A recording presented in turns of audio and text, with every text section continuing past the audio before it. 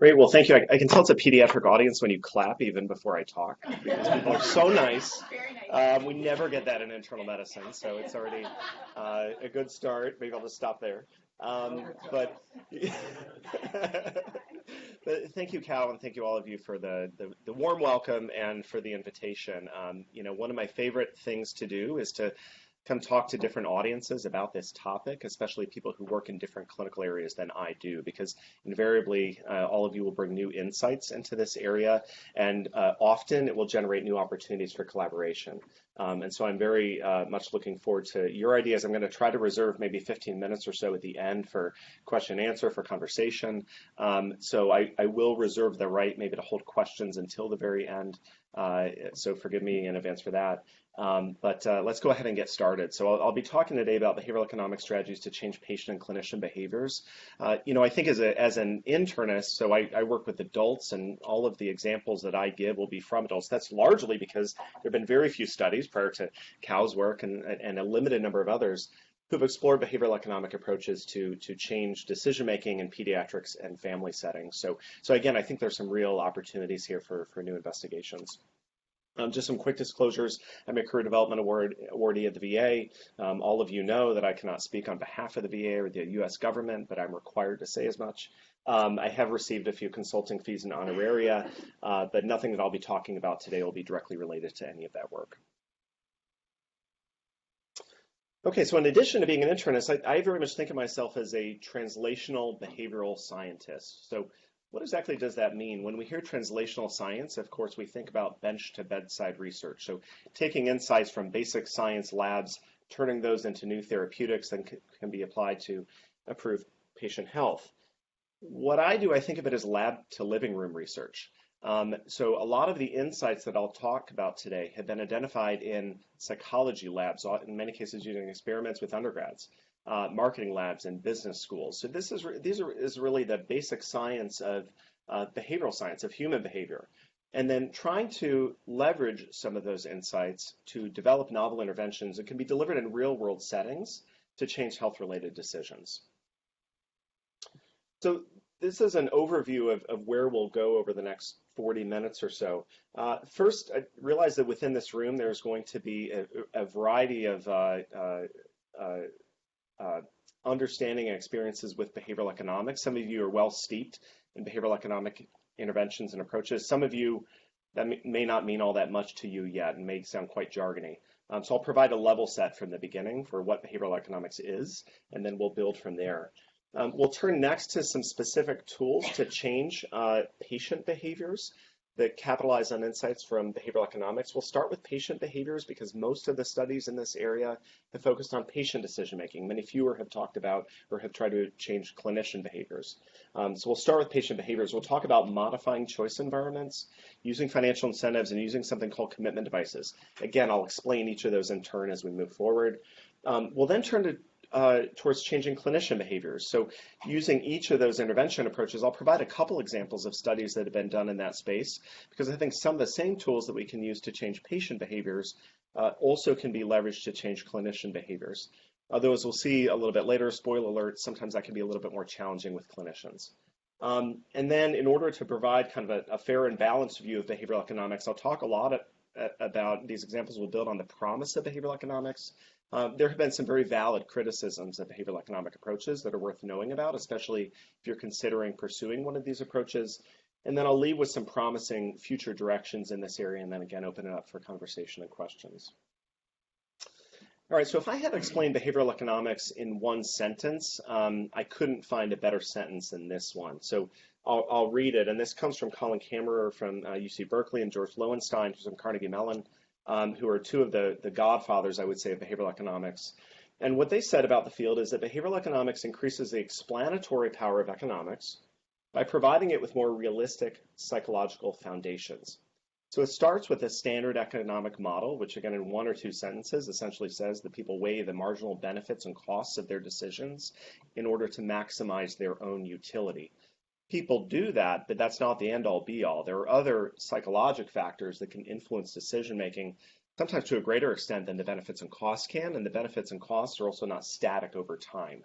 They can change as we think about different time horizons, about our current selves and our future selves, We'll talk more about that going forward. But this is, I think, a good one-sentence explanation of the field. You can really think of it as a marriage of economics and psychology to better understand, predict, and then shape human behavior in real-world settings.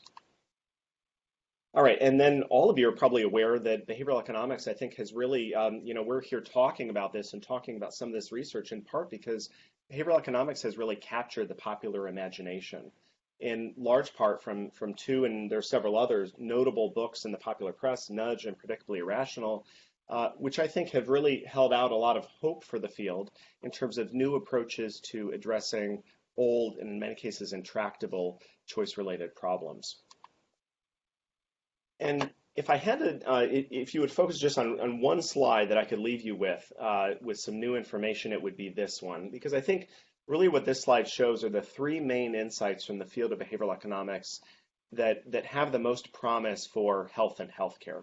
So we'll go through each of those in some detail in the next few minutes.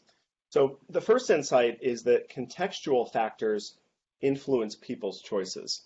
This may seem obvious to all of us, especially those of us who are clinicians and think about decisions that we may make as clinicians or that our patients may make. Even those who are not clinicians, think about your own lives. We think about benefits and costs, but there are other things that can shape our decision making. But for a very long time, economists thought that contextual factors, the environment in which you're making decisions, the way that choices are laid out for you, how you're feeling when you make decisions, really is irrelevant to the decisions that one would make. Really, it's about the marginal benefits and costs and maximizing utility. But we know now from this field that, again, benefits and costs are important, but the context in which we make choices is critical as well. And we'll talk about some examples of that in just a moment. Second, people are often myopic in their decision making. And I think out of these three, this is probably the most important one that relates to decisions about health and healthcare. What that means is we are often short-sighted in our decision making. We often magnify or overweight near-term costs and benefits to the exclusion of benefits or costs that accrue farther into the future. What behavioral economists call this are present bias preferences. It just means that we focus on the here and now to a much greater extent than we do the future. I think this is becoming increasingly true with more use of social media, with all the dopamine that's flooding our brains with smartphones, with the 24-hour news cycle. We are all craving that immediate gratification. And these present bias preferences, I think, in all of our lives are becoming more and more important. And again, that raises, I think, some really perhaps concerning questions for health-related decisions where people would need to do things and the benefits won't accrue until farther into the future. And then third, conflicts often arise between people's current and future selves. Okay, so we're all sitting here today as our current selves. We've all got decisions we might want to make for our future selves. In 3 months, I'm somebody who wants to eat healthily. I'm somebody who wants to be going to the gym. I'm somebody who wants to be adherent to my medications. Of course, then when your current self becomes your future self, you may not always feel that way. Okay, so there becomes then this conflict between our current selves and our future selves. And we'll see how that plays out in a couple of slides and some novel approaches that the field of behavioral economics has developed to address those kinds of problems. So as we think then about, okay, that's interesting, I can see how those insights are relevant to health-related decisions. Well, then how do we get from here to actual novel interventions that could be deployed to improve decision-making? In order to look for those opportunities, I think it's useful to think about a continuum of patient engagement or patient behavior change. You can also think of this as kind of an oversimplified version in some ways of the trans-theoretical model, where on the far left side, you can think about patients who have little motivation to change their behavior. I think we can all readily think of examples about that. Certainly in adult medicine, we face that all the time, especially with things around smoking cessation, substance use, medication adherence. We can think of a variety of examples. In the middle, if you move farther to the right, you can think about motivated patients who are myopic in their decision-making. Now, that's not a criticism of people who are myopic in their decision-making. That's simply a condition of being human. Okay, we all overweight near-term costs and benefits. Again, some people more than others, but that is a challenge when we do things in the short term to achieve some longer-term goal. Then as you move further to the right, you can think about somebody who's highly motivated, who wants to change their behavior, who wants to have a healthy behavior, but who anticipates who understands that their future self may be myopic in their decision making and can anticipate some of those challenges to adhering to healthy behaviors or decisions. Okay, so then if we think about each of those different categories of patients, behavioral economics offers some discrete intervention approaches that can target those kinds of problems. So for people with a little motivation to change their behavior, we can modify the environments in which people are making those decisions. Okay, so this is taking advantage of the fact that context matters. It's essentially doing an end run around motivation because you're changing the environment that people are operating within, and they may be making different decisions in ways they may not even fully notice, but are due largely to the environment or the context in which they're making choices. For people who are myopic in their decision making, I think of a good example of this is, that we encounter all the time in adult medicine is smoking cessation. Okay, so when people are trying to quit smoking, the benefits that will accrue to people from quitting smoking are generally, at least the health benefits, going to accrue farther into the future. Okay, so when I'm counseling people about smoking cessation, I'm thinking about the next 5, 10, 20 years of their life. There may be few health benefits to people in the short term, and in fact, there may be clear health costs in the short term in terms of things like weight gain. For people with COPD, they can often start to mobilize some of the sputum that has accumulated within their airways. And so they will feel worse in the short term. Okay, so in those cases, when people are overly focused on the near term, providing a financial incentive for starting down that path can shift that balance a little bit, where there are some immediate benefits to engaging in that behavior change, even if the longer term benefits accrue farther into the future. Okay, so that's where financial incentive approaches come in. And I think that's one important point to leave you with as well. So I'm talking about financial incentives here in a particular context. Okay, I think people have often thought about behavioral economics, hey, could we just pay people to do all the things that we want them to be doing that they're not doing? I would answer, that is no. There are certain situations in which financial incentives are more promising and are more reasonable to be delivering. There are other situations where this is not the problem, and just paying people to do something that we want them to be doing is not going to get us anywhere, and in some ways can be counterproductive too. Okay, so this is where financial incentives, I think, have the most promise. And then for people who are motivated but anticipate their adherence challenges, that's where behavioral economics has developed a kind of a clever approach called commitment devices. And so you can imagine if you're highly motivated to engage in a healthy behavior, but you realize, you really understand yourself and you realize you may be myopic in your decision making. Let's say, for example, New Year's resolutions are a great example of this, right? So we're not that far past New Year's. I'm not going to ask anybody if their New Year's resolutions are still intact or not. But let's say you were making a New Year's resolution, right? And let's say it's around Christmas time, okay? And gee, starting January 1st, I'm going to be somebody who's going to the gym every day. It might be very familiar to a lot of us, probably to myself. And then New Year's comes, right? And it's like, well, everything else gets in the way of going to the gym routinely and all of that, right? So your current self on Christmas was thinking about New Year's Day and realizing that your future self, hey, I know it's going to be tough when January 1st hits. I'm going to want to be doing a bunch of other things. Things are going to pull me away from that goal that I'm highly motivated to do, but I know I may fall down on. So, well, what do you do in that case? That's great that you have that insight about yourself. Well, what you do then is you implement supports by way of what's called a commitment device to increase the marginal cost of moving away from your commitment. So what might that look like? That may look like putting money on the line, okay, that you stand to lose if you don't adhere to that goal. Okay, so you're actually going to lose money then if you don't go to the gym every day. There's actually a website where you can do this kind of thing. It's called stick.com, if anybody is interested. I think it's SISTI, either kk.com or ckk.com. 2 Ks, I know, where you can put your own money on the line that you stand to lose if you don't achieve a goal, and then you kind of have somebody, a friend of yours, who can go online and hold you accountable for that, okay?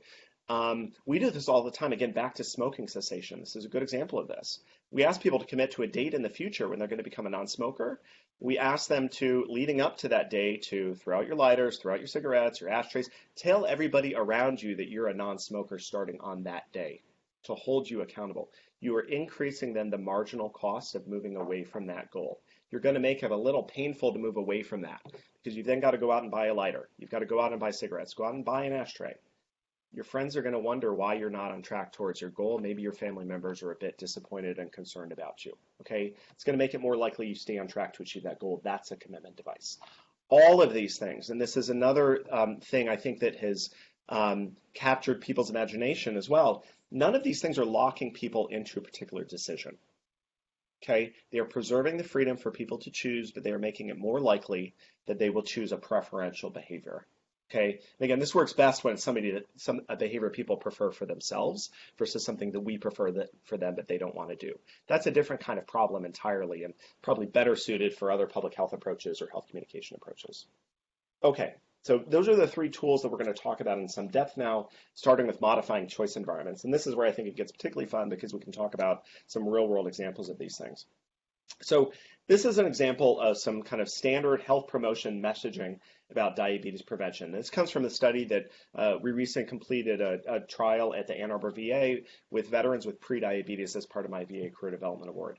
And we gave veterans who enrolled in the trial this standard information about diabetes prevention and some things that they could do to reduce their risk. And, this is stuff that comes from the CDC and from the American Diabetes Association. The good news, there are actions you can take to prevent diabetes: lose at least 7% of your body weight, get more physical activity, you can enroll in a weight management program like the VA's main weight management program called MOVE, or a diabetes prevention program, or you can ask your primary care team about whether a medicine, metformin specifically in this case, might be right for you. Okay, it's pretty standard. Here's some stuff you can do to reduce your risk. We do that kind of thing all the time. In that case, people are deciding for themselves, is this something that I want to do or not? We then modify that slightly by framing that decision that people are making after reading through those options, where they take into account not just their own utility and their own preferences, but what other people who are important to them would think about their decision. Okay, so in this case, we can inject some social norms. In this case, these are what are called injunctive norms. These are norms where people think about, what others would say about what they should do. So as you consider taking one of these actions, think about someone whose opinion really matters to you. What action they would want you to take. Okay, I can't tell you yet whether this approach worked or not. We're analyzing the data right now. But that becomes a different exercise entirely when you've changed the context in which people are making those decisions. And we tested several different other ways, 4 other ways in particular, of framing these kinds of messages to see if we could motivate more veterans to engage in evidence-based preventive strategies. This is a really fun example from, and I think the best example of a choice architecture modification or choice environment modification. This comes from the Massachusetts General Hospital cafeteria, which, not unlike our cafeteria at University Hospital, is really, the only place to eat when you're at work. And so at Mass General, pretty much everybody tends to go there to eat. And so there's a lot of traffic of staff and families moving through that cafeteria. What they did in that cafeteria is they did 2 different things to change the environment in which people were making their purchasing decisions. Excuse me. The first thing they did, which I thought was remarkable in and of itself, is they, in a academic medical center, was they got a committee whereby everybody could agree on labeling everything in the cafeteria as being red, something you should never eat that really just has no redeeming nutritional value. I shouldn't say never, but rarely. Things like candy, sugar-sweetened beverages, stuff like that. Things that are yellow that, it's got some redeeming value, but it kind of matters how much you eat. You might think of pasta or pizza or something like that. And then green things that are kind of freebies that you can kind of eat as much of that as you want. And, that's probably a good thing. These would be things like, salads and fruits and things of that nature. They were able to label everything in the cafeteria with a label. I just thought that could have been a case report in and of itself at an academic center. That was the first thing they did. The second thing they did is they changed the layout of the cafeteria where they made water, that's a green beverage, much more visible. And you can see here what they did on the right side of this. So on the left side, this is just the layout of the cafeteria at baseline. The black areas contain the bottled water. This is like a lot of cafeterias, right? It's like the healthy, these are set up in a way to maximize profit, right? And so the stuff where there's not a large profit margin, you'll see in the corners, water, stuff like that.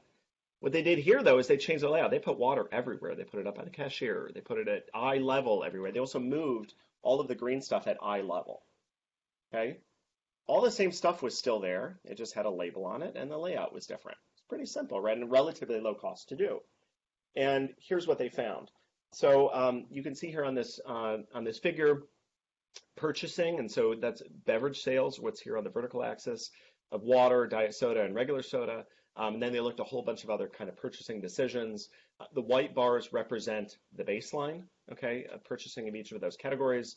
And you can see here that moving from baseline to the labeling, that was phase 1, that substantially decreased the purchasing of regular soda. So putting a red label on those things, decreased purchasing of regular soda, um, and um, and then going from phase 1 to phase 2, that increased the purchase of water. Okay. Can also tell this was a Massachusetts study. One's called soda. For those of you who don't know, it's called pop here. So that's what they found. So you might say, and we'll come back to this a little bit later. Well, yeah, but if you look at the effect size is pretty small here, right? Yeah, it absolutely is. But I would immediately turn to then, well, what was the cost of this intervention? Fairly negligible. It was some staff time to be putting labels on these things to change the layout in the cafeteria. There were no incentives. There was no health communication program, nothing like that. They just changed the layout of the cafeteria. Okay, so that's a choice architecture modification. Effects were small, but the reach was large. This is a really fun example from a study in the UK. This is a mall in the UK. This was a study done back in the 90s, actually. And all that they did, was they added some labels to the stairs. Those weren't there before. Okay, it's a layout very different than most of our buildings around here, whereby like it's very difficult to find the stairs. The stairs here, right front and center, but still everybody was taking the escalators. Can you tell us what it's? I would, yeah, absolutely. And it's some like kind of fun little messages. So there's take the stairs, keep fit, daily exercise, work your legs, and then you can tell it's a UK study because at the bottom it says "well done" with an exclamation point. So that's all they did is they put some labels on the stairs. And then this would be a great job for an RA. So they had an RA who just sat there and people watched and counted people and categorized them by gender and by rough age. Okay. And here's what they found.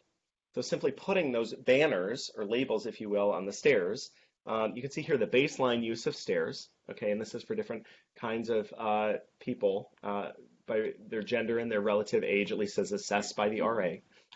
Here's what they found at baseline. And then with weeks 3 to 8, you can see a substantial increase in use of people moving through the stairs relative to the escalator. That declined a little bit, at least among one of the age groups, women under 60, between weeks 9 and 14. And then a follow-up, what they did is they actually took the banners off. And they found that among some of the groups that increased use of the stairs was still sustained.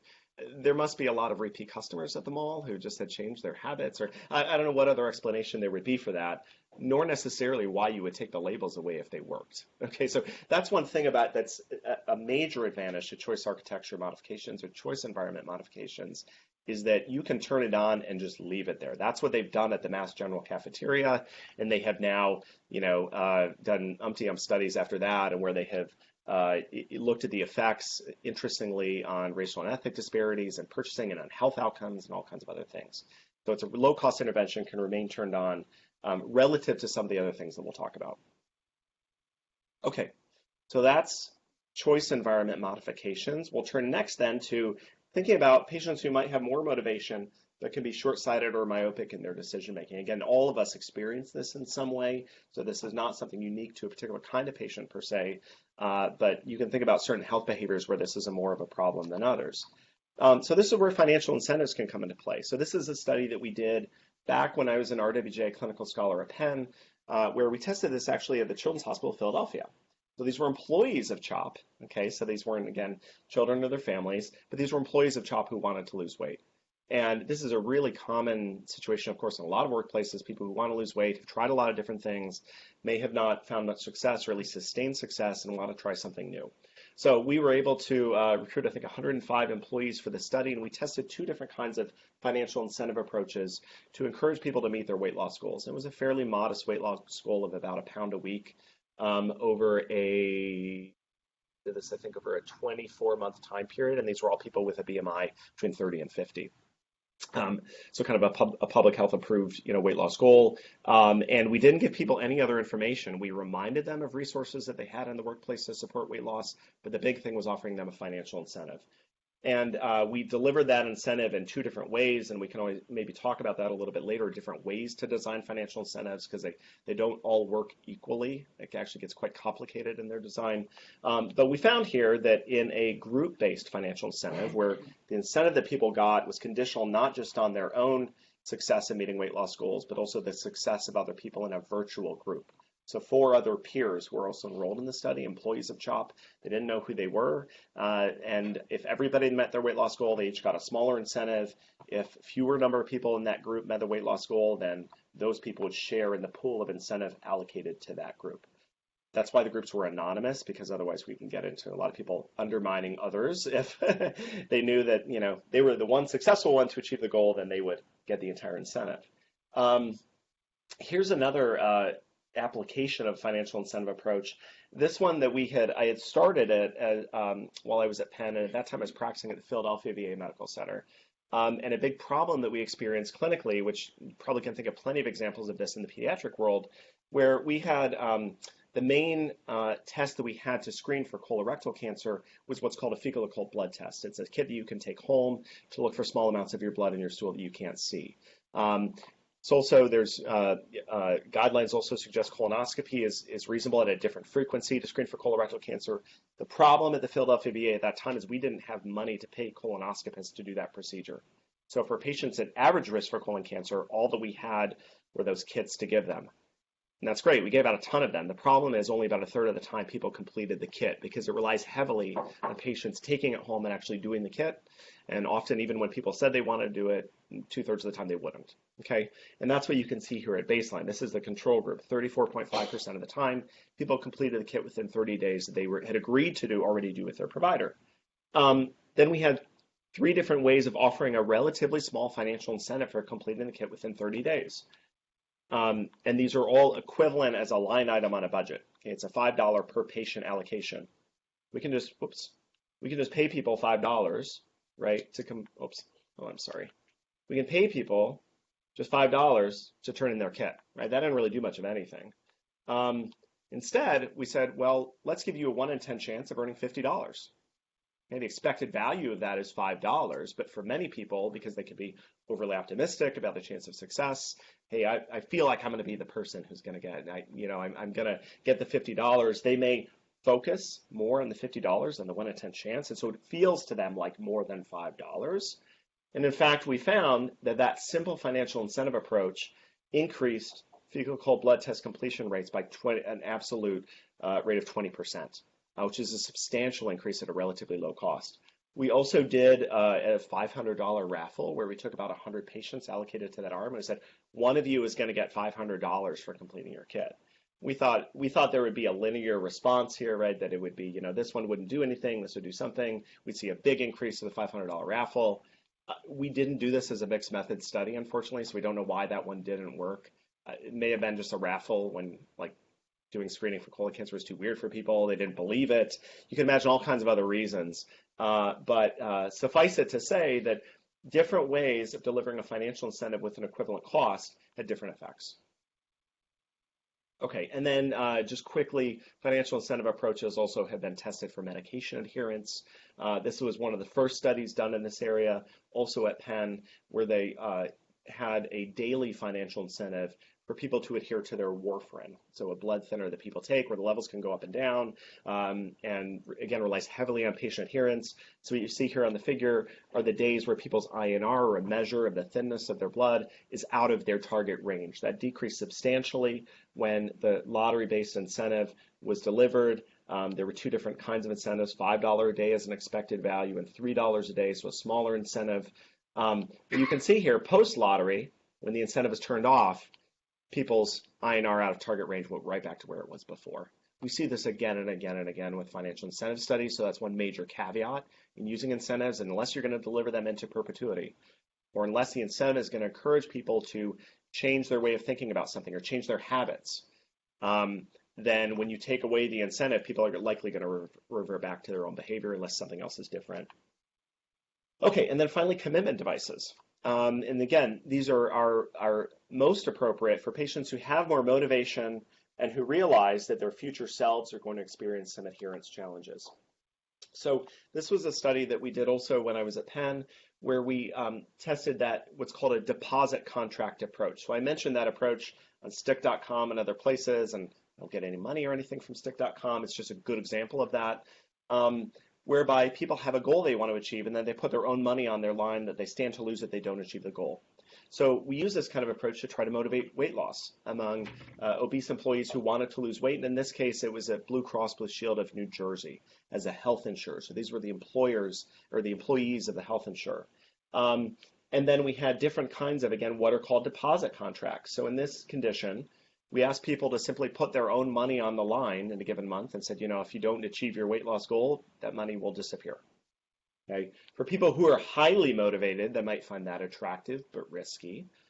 Okay. For people who, but if we match that money 1-to-1, similar to what would be done with a 401k or retirement plan, or even 2-to-1, so for every $1 that you put down, your employer matches it by 2, and then you get that money back. If you achieve your weight loss goal, you can imagine that could be motivating for some people.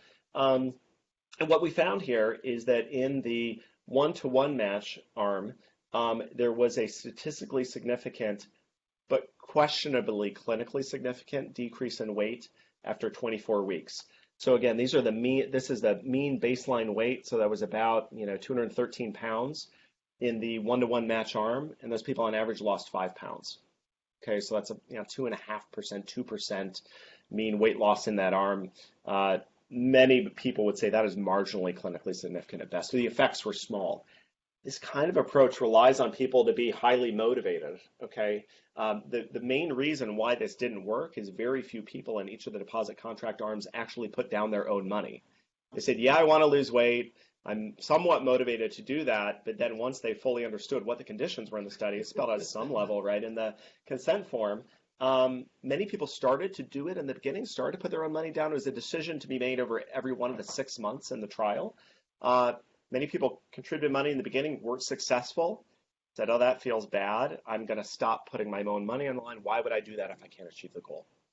Okay, so again, people were maybe overly optimistic about their ability to achieve those goals and then decided to stop putting their own money on the line. So commitment devices work well when people are highly motivated.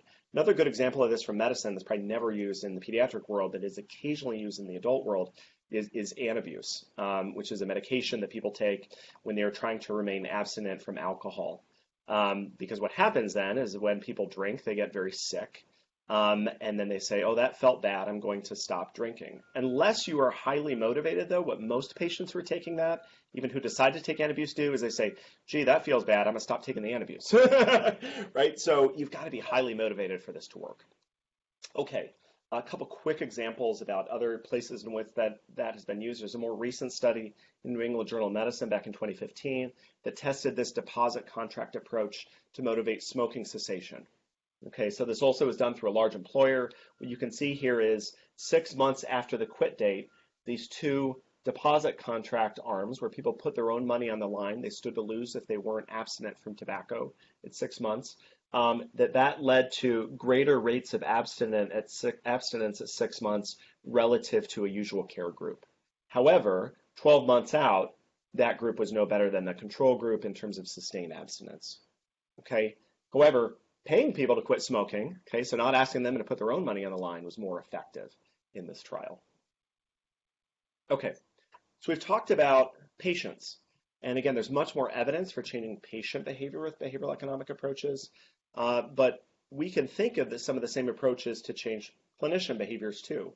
I think we as clinicians often like to not think of ourselves as humans just as much as our patients. We are not robots. We get hungry. We get tired. We make suboptimal decisions when we get busy and want to go home and are running an hour behind. Maybe I'm disclosing too much of my own experience.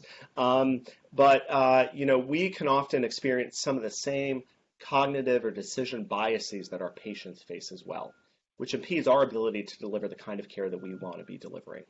Okay, so we can think then about how some of these same approaches can be used to help clinicians make better decisions too. All right, so modifying choice environments. How might we do that then? And, Cal is doing this in very well and expertly in his K.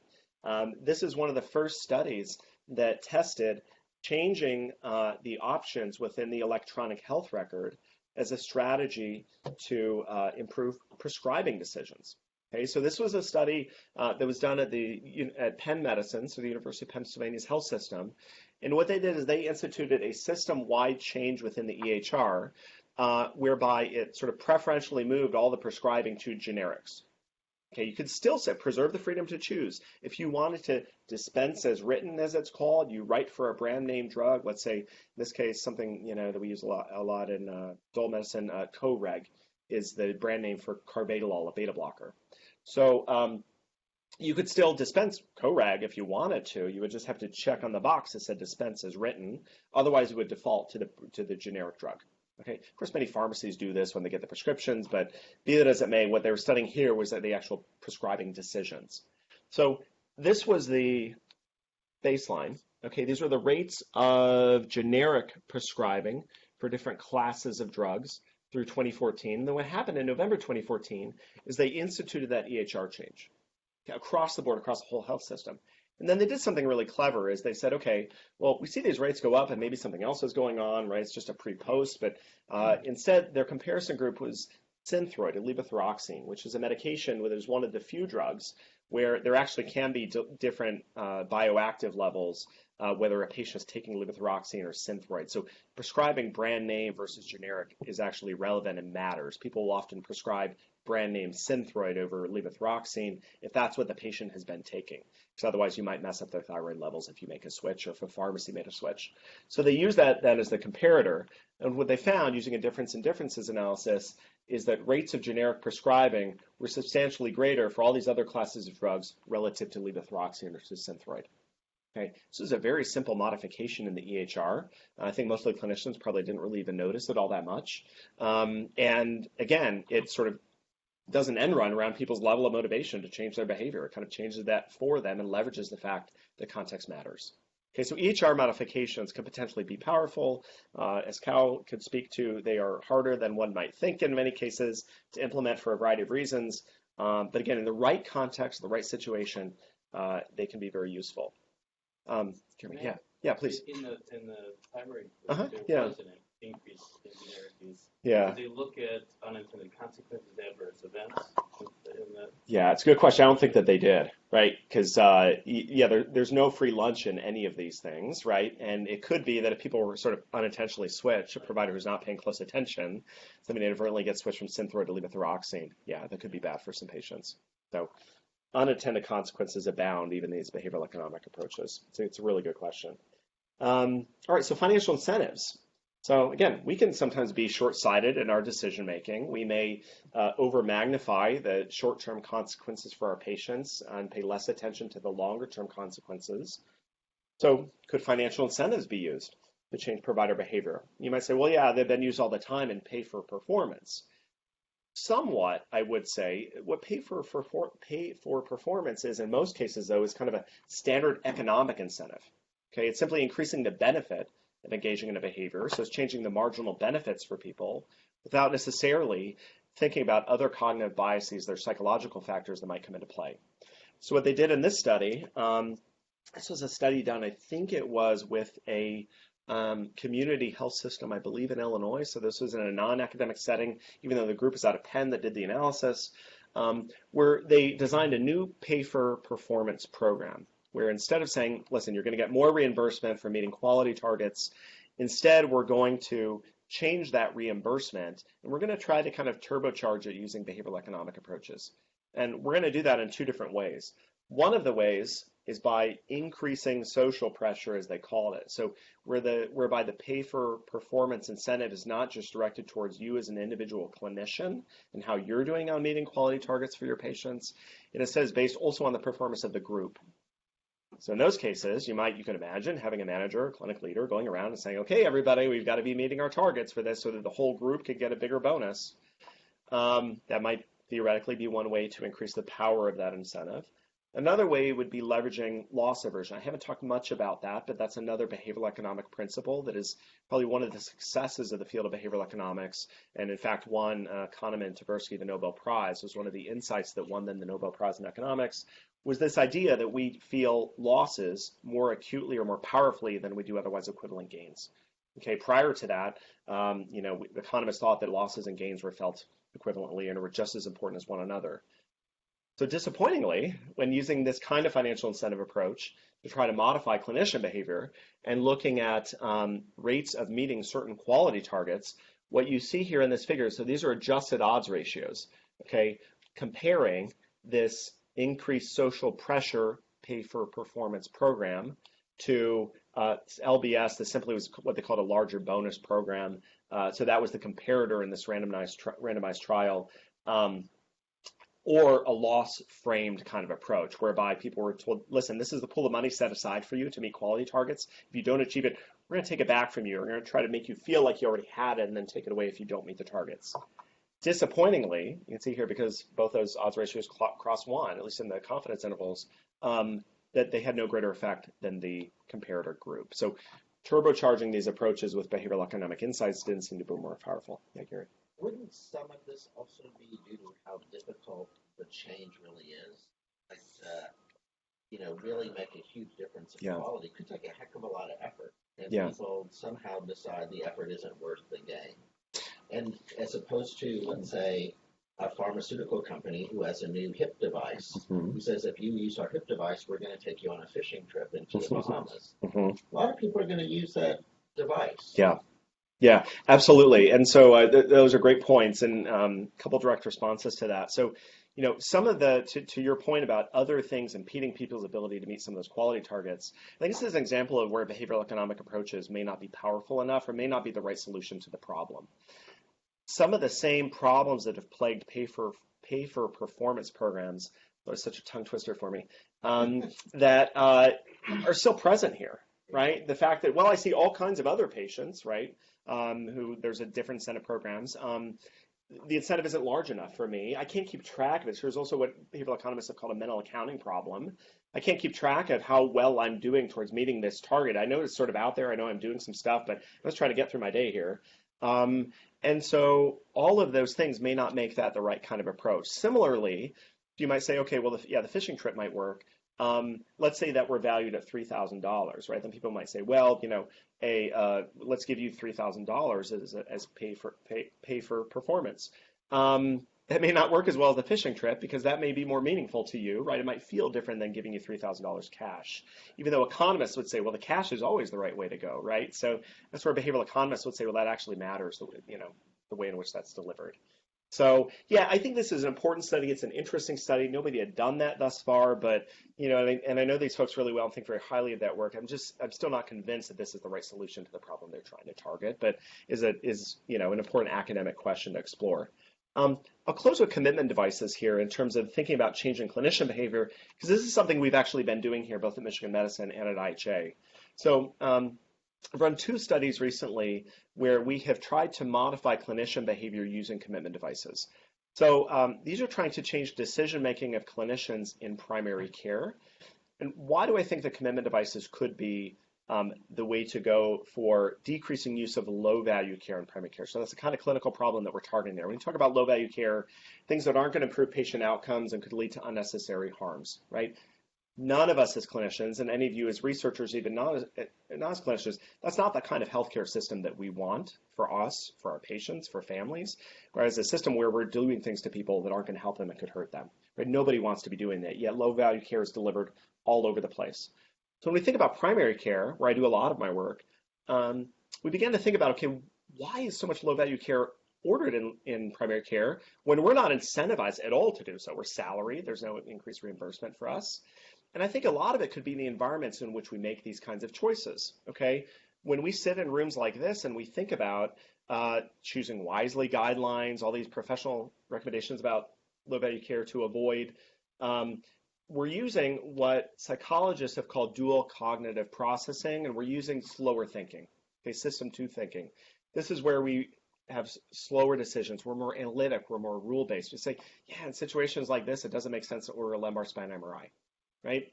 Yet next week when I go to clinic, that's a different environment in which I'm making decisions, okay? Patients come in, they've got their own agendas, I've got mine, you may be getting paged, people walk in wanting to be seen, and if you're anything like me, you're running behind, trying to catch up. There we're using more system 1 thinking. You can already hear my cadence of my voice pick up, right? Because, we have to make much quicker decisions. There we're often relying on heuristics, right? Okay, in this situation, I do this. Right? It's a mental shortcut that we use that can be adaptive in a lot of ways, but can lead us astray when making low-value choices. And we might just be relying on our intuition. Yeah, the last person I saw had, osteomyelitis of the lumbar spine, and boy, I'd hate to miss that again, so I'm going to, probably need to order a lumbar spine MRI, even when you know in your heart of hearts you probably shouldn't be doing it. Unfortunately, a lot of our decisions are made there. So I think that this is the root cause of a lot of low-value care, not all of it, but a lot of low-value care, at least in primary care. So we developed an approach whereby then, before patient care, we ask clinicians to make a simple commitment, okay, actually on a written sheet, to make a written commitment to avoid ordering low-value services in 3 clinical areas: imaging for low back pain, imaging for headaches, and unnecessary antibiotics for acute sinusitis, which hasn't sort of crossed over the threshold where it'd be appropriate to do antibiotics. In essence, then, we're asking people to start their decisions here, okay? And to make decisions for their future selves. Remember, I talked about current and future selves. Make decisions for their future selves. Then during patient care, we provide, as people are going into the exam room, reminders of the commitment that they had made to avoid ordering low-value services. So hearkening back to when they were thinking more slowly, okay, when they were making a projection or a commitment for their future selves.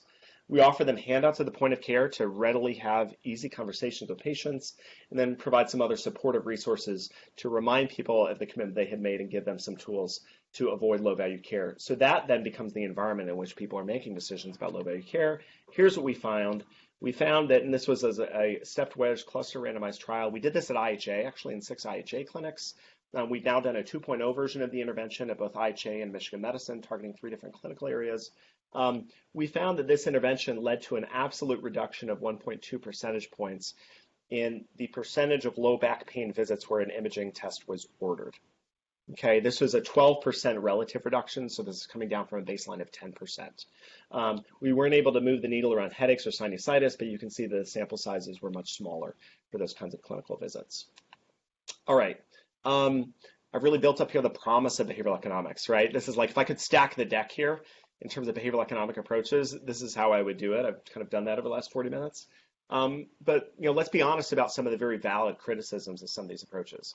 So I think one of them is that many behavioral economic approaches that are characterized as nudges have been perceived as being overly paternalistic, okay? Again, especially when they're in the vein of, these are things that we want people to be doing or we think you should be doing. We don't really care all that much about whether you want to be doing this for yourself or whether it's something that you want to be doing, okay? I think there are an abundance of healthcare problems where people want to be doing something for themselves but have a hard time doing it. And let us help you be able to accomplish that, knowing that you're a human being and you're predictably going to have situations where your choices may deviate from what you want for yourself and what you're motivated to do. That's really where the sweet spot is, and that sweet spot is large. Okay, getting people to do things that they don't want to be doing, I think, requires other kinds of approaches. You could say maybe choice environment modifications, okay, at scale from a population health standpoint, for some of those kinds of problems could be appropriate. But if we start to, for example, incentivize people to do things that they don't want to be doing, very quickly we can get into some problems. And some of those problems include things like, at least theoretically, there's been concern about the potential for harm to autonomous motivation or motivation that comes from within. Now, that concern is theoretical, that if we offer an extrinsic or external motivation, like a financial incentive, we can displace people's own internal or autonomous motivation. There have been laboratory experiments suggesting as much, actually done in children using novel tasks in a laboratory setting and paying people to complete puzzles versus not, and then measuring their motivation to engage in that behavior. That hasn't translated into the real world in healthcare settings. So that's a theoretical concern that hasn't been answered yet, but it's out there. With incentives, you usually got to be paying everybody to do something rather than just only the people whose behavior would be changed by virtue of the incentive. So that decreases the cost effectiveness. You pay a lot of people to do stuff they otherwise would have done anyways. Many financial incentives can be turned into financial penalties for not engaging in the preferred behavior, especially if you talk about things like weight loss, smoking cessation. Pretty clear evidence now that on a biological basis, many people have a harder time engaging in that behavior change than other people. And so is it fair then to penalize people who are less able to engage in the behavior? Probably not, right? And so that creates a lot of potential for inequities. And then again, I mentioned the effects can be small, they can be transient. But again, if these approaches can be widely scaled and are cheap, maybe that's acceptable. All right. Why don't I, in the interest of time, I want to open it up for more questions and conversation now. And then, if need be, we can turn back to some promising future directions. But yeah, Joyce. Curious, if you had embedded looks like it was more of like handouts and education, right? But Yep. we might say that's outside of the workflow. Hmm. Are you going to try and like that inside or? Yeah, really good question. We intentionally did it this way and did not embed it in the HR, in part because that was more difficult to do, but really it was from a theoretical standpoint. So, when we think about this model of decision making, or actually maybe more here, um, certainly for myself, and I imagine for many people, probably not everyone, but I'm rarely going to the EHR to help me make a decision about what to do for a patient, right? I have in my head what I want to do for the patient. Maybe I'm looking something up on UpToDate or whatever, right? Looking for other resources, but I go to the EHR to implement that decision. And in many cases, there's a lot of evidence of people entering things in EHR order sets that are inaccurate, right? In order to get the patient what you think they really need.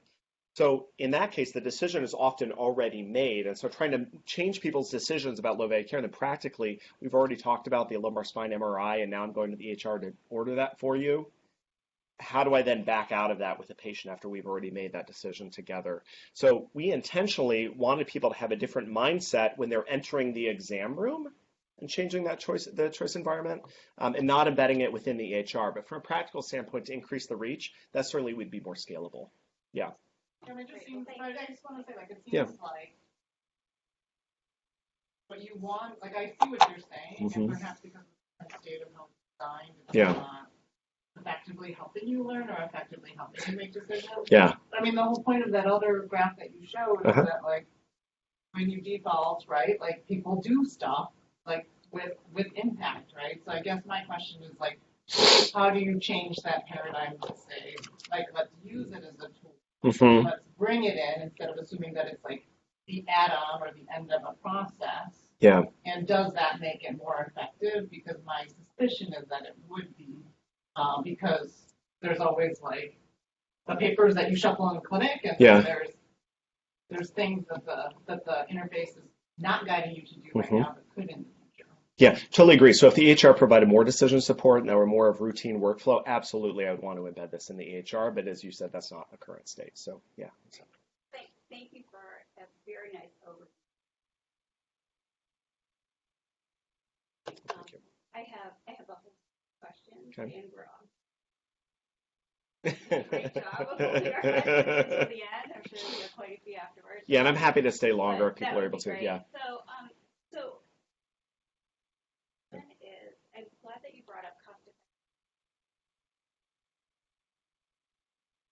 unintended consequences and measure those as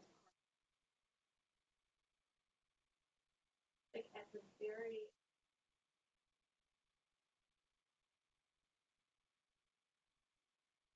those that or don't wish to, that there's a loss in utility. We're not having those beverages. And so there is like a small loss in utility. I think that's true for many, let alone. But I also wanted to ask the question.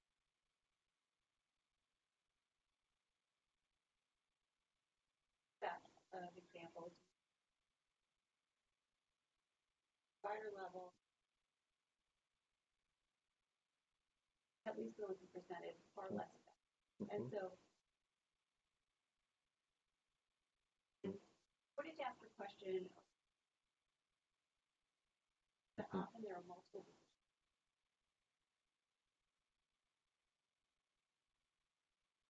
They're a part of the decision making.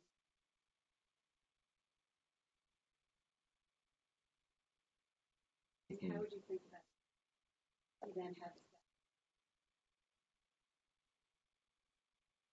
Yeah, it's really great. So I completely agree with everything that you said. I think to answer that question directly about either group effects or interventions at the family level, there's been relatively few. So I think that area is wide open for intervention. And I, very much please consider me as a resource for collaboration if that's something that you want to work on. I'd be glad to go all the way from meeting to think it through or to, be a collaborator on a project in that area.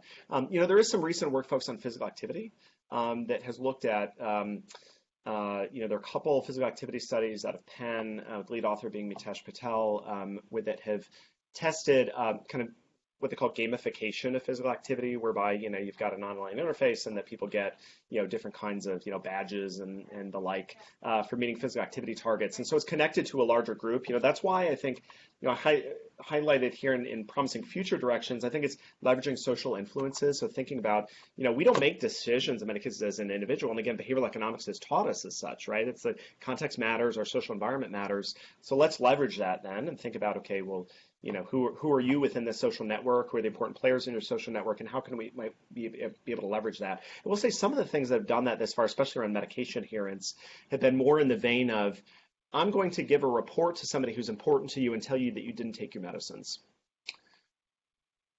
That's probably not as powerful as it could be if we really were to think about pro-social forces to help people make decisions. So those kinds of interventions have not been nearly all that effective. Great, thank you. Yes, yeah. And getting back to a little bit of what Gary had said earlier, I think some of the decision making, even if we know what's the right decision and we don't need the prompt, we think we know what the right medical decision is. There's a lot of pushback from families, and there is a path of least resistance, whether it's the choosing wisely campaign or judicious use of antibiotics. It's easier to prescribe the antibiotic than explain to people why that's not medically appropriate. And I think the path of least resistance comes up probably in all of our fields. Yeah. Where we do things we know really aren't the right thing to do, but it's just easier. Yeah. So absolutely. So that's a terrific point. Yeah. So I should have brought a prop, which was, the point of care reminder of what that looked like on the way into the exam room. So it was a sticky note that had a reminder of the commitment. And these were when patients were put into a room and the medical assistant said, "Why do you want to talk to your doctor today?" They said, "I have my back pain." Right. So they'd say that's when they would put the reminder out there. So this is a back pain patient. Reminder of the commitment, and right behind that, a glossy color handout from the Choosing Wisely campaign for why imaging isn't always the right choice for low back pain. Even if people weren't going to use it, we wanted them to feel like they were well armed for that conversation. And evidence has shown us now that these conversations, like in a lot of cases, don't take nearly as long as you might think, but we want people to feel like they were well equipped. So much so that when we turned that intervention off, okay, because there was a follow-up period where we turned the intervention off, the clinicians were like, "Why did you take these things out of the clinic? How do we get them back? How do we?" And it was like a glossy piece of paper that cost like 2 cents to print. Like you could go do that yourselves or online. So, but they felt like that was so useful to them in having these conversations that it was hard to take that away. So I think we need to look for more opportunities like that to make the preferential course of action much easier for people. Yeah, Allison.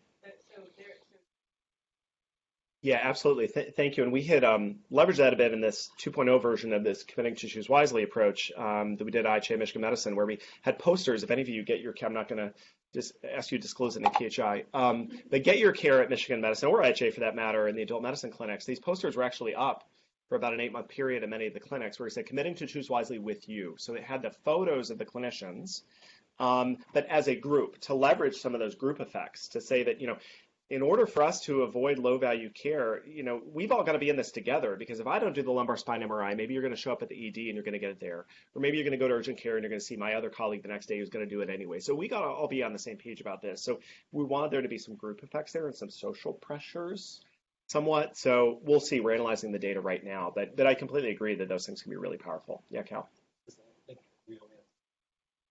I would like to ask a question. Please, yeah. Please. One is, how does the proxy affect pediatrics? Obviously, we're not decision makers usually. Yeah. So I'm wondering if there's any literature in adults when it comes to caregivers and trying to use behavioral economic approaches for that, and how that comes. Because that would be the most analogous translation of this to pediatrics. Yeah, wow. So as I predicted, in a group like this, always new insights and questions haven't come up. I haven't thought about that, but I'm not aware of any studies that have targeted caregivers. But it's a really interesting question for so many reasons. I mean, obviously the importance in the pediatric world that you've got to be targeting the decision maker. And I think in that case, I guess my initial reaction to that would be, that the proxy may not always. So you've got to target what the motivations are for that decision maker. As a parent myself of 3 young boys, loss aversion, right, is going to be critical. Why wouldn't we do this test if there's a small chance something really bad could happen? That would feel awful if we went without that and we missed something, right? That's a different dynamic than we often face with many of my patients who are older, and maybe we can be a little more tolerant of that, right, and monitor it over time. So, that is wide open for exploration, but is tricky. All of these things have targeted individual decision making, but not through a proxy.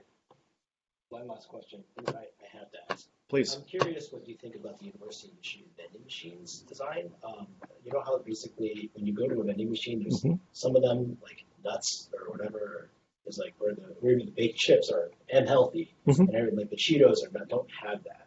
I always wonder, like, in a sense that's kind of weird to me because nothing in that vending machine really is something that you ought to be eating. Yeah.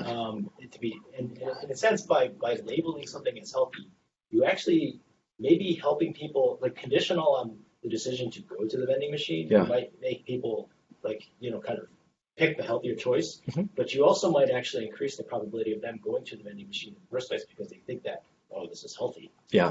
So I almost wonder if it would be better for something like that, to avoid that unintended consequence to label it as this is really unhealthy. Yeah. Kind of like a cigarette graphic warning. Yeah.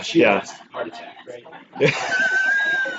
And nuts, kind of like, it only fills your arteries. Yeah. More full disclosure. Yeah, it is. So, and that's what they did at Mass General, right? That you go to the cafeteria and the green stuff, water and the like, right, is pretty much free. And so it's not a dichotomous thing that is healthy or it's not. And to Lisa's point about the unintended consequences, you just outlined some of them right there. But I heard Gary say that's an empirical question. It absolutely is, because you would want to see is does purchasing of that go up, and is that a substitute or is it a complement, right, for people to just purchasing that plus other stuff. So, anyways, I'm happy to stay if there are more questions. So, thank you, everyone.